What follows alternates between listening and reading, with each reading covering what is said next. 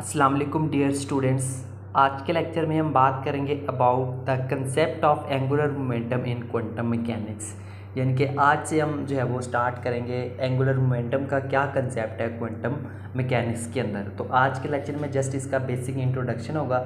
Next हमने angular momentum को हमने बड़ा डीपली डिस्कस करना है आने वाले लेक्चर्स में। तकरीबन कोई 5 से 6 लेक्चर्स होंगे हमारे एंगुलर मोमेंटम के ऊपर ही, तो क्वांटम मैकेनिक्स के लिहाज से। तो स्टार्ट करेंगे हम यहाँ से आज इसको डेफिनेशन के साथ। तो यहाँ से शुरू करते हैं। The cross product of displacement vector r and linear momentum vector p of a particle from an origin is known as angular momentum. ठीक है, अब ये बात हम पहले भी जानते हैं कि एंगुलर मोमेंटम क्या होता है। हमारे पास एक क्रॉस प्रोडक्ट होती है डिस्प्लेसमेंट वेक्टर आर और लीनियर मोमेंटम वेक्टर पी की, और इसको हम डोनेट करते हैं एल से। और इसकी अगर मैथमेटिकल फॉर्म देखें तो वो क्या होती है हमारे पास, ये वाली होती है, या फिर इसकी मैट्रिक्स फॉर्म क्या होती है, ये वाली होती है। ये चीज़ें हम ऑलरेडी डिस्कस कर चुके हैं। ठीक है, पहले ही हम फिज़िक्स में पढ़ चुके हैं।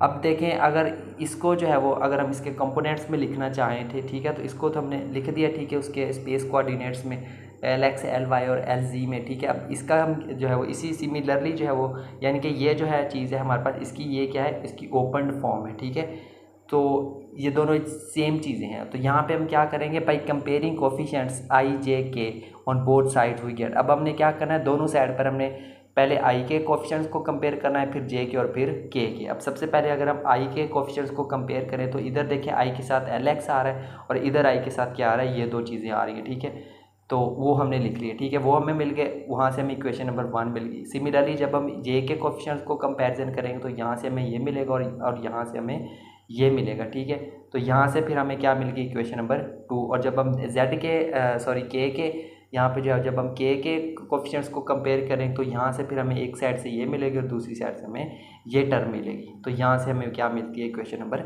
3 मिल जाती है। ठीक है, तो ये हमने कोफिशिएंट्स को कंपेयर करके 3 इक्वेशन निकाली, एल एक्स एल वाई और एल जी की। अब देखते हैं आगे द क्वांटम मैकेनिकल ऑपरेटर्स। अब ये क्या है, तीनों हमारे पास ये क्वांटम मैकेनिकली ऑपरेटर्स हैं। ठीक है, एंगुलर मोमेंटम के लिए एल एक्स एल वाई और एल जी। ठीक है, अब ये जो है वो इनकी वैल्यूज़ यहाँ पे दी हुई हैं। ठीक है, अब ये हमारे पास इसकी पहले एल एक्स की वैल्यू आ गई क्वेश्चन नंबर 1 से। ठीक है, या फिर जो है वो इसको जो है वो अगर हम इसको क्वांटम मैकेनिक के लिहाज से अगर हम इसको देखें तो यही जो एल एक्स है ये किसके बराबर होगा हमारे पास, इस चीज़ के बराबर होगा। ठीक, इसको आपने सेम एज इट इज़ याद कर लेना है। सिमिलरली जो एल वाई होगा वो हमारे पास किस चीज़ के बराबर होगा, इस चीज़ के बराबर आ जाएगा।